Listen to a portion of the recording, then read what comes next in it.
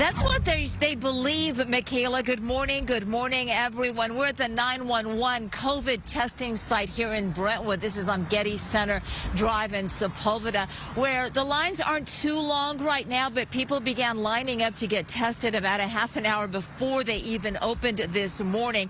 And we are talking about flurona. It is real and it is here. Israel has confirmed its first case of dual infection in an unvaccinated pregnant woman whose symptoms, thankfully, are said to be mild. And while this is being referred to as the first case, it is believed that many other people have had both the flu and COVID-19 at the same time, as early as spring of last year. And now LA County may also have a case. Officials at the 911 COVID-19 testing site here in Brentwood say a child tested positive. Now, let's bring it back here live. Joining me now live, Steve Farzam. He is the COO of COVID 911 testing site. Steve, very briefly, this family returned from Cabo San Lucas. The little boy, or the young man, was he's under 18, wasn't feeling very well. You tested him for both the flu and COVID-19, and what were the results? So this minor was positive for SARS-CoV-2 in addition to influenza A. And he was the only one in his family, but his mom did test positive later on. But just for COVID? Yes, on the initial test that they did on the night of their arrival, only one person, which was the minor, tested positive. Everybody else tested negative. The following day, the parent tested positive for just COVID and not influenza. Now, you've got 3 testing sites. You've been monitoring what's been happening in Israel with this talk about flurona, and you were starting to roll out the flu test in what you called a beta test, and that's why you had it handy to test this little boy? Exactly. We twofold. Just the fact that our resources are being so inundated with the vast amount of folks who are getting tested. And we're seeing a lot of folks who do have some basic, cold symptoms, getting repeated tests, showing up literally almost every day of the week.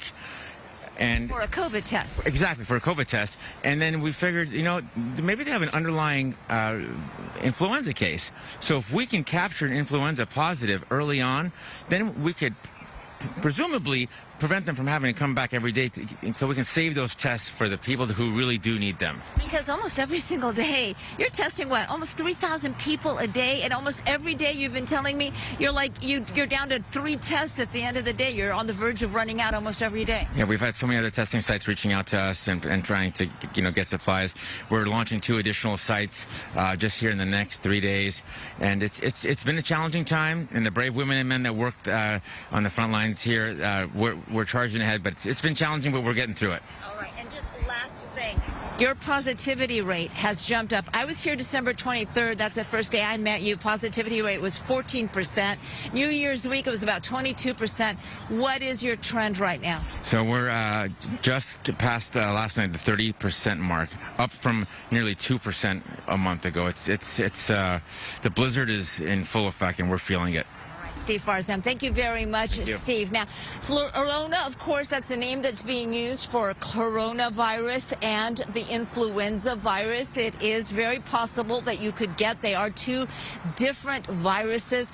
And the concern here, because the symptoms are very similar, Michaela, the concern is our healthcare system overwhelming them.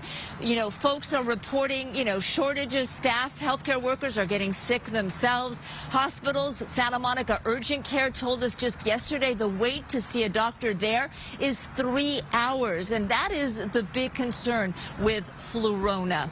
Michaela? And you make a good point, Gigi, because remember, while all this is going on, there are people that have other very serious and pressing medical issues. So people with cancer treatments, with ongoing therapies, diabetics, they're having trouble getting access to those physicians. Exactly, and a lot of surgeries are presumed to be elective, so they're being postponed right now. And Michaela, the truth is, a lot of folks have underlying conditions and they don't even know it. And then when they come down with COVID, they end up finding out they have something much more serious. All right, well, those folks at 9/11 COVID testing are going to be busy, as you had said. 30% infection rate, my goodness. All right, Gigi, thank you.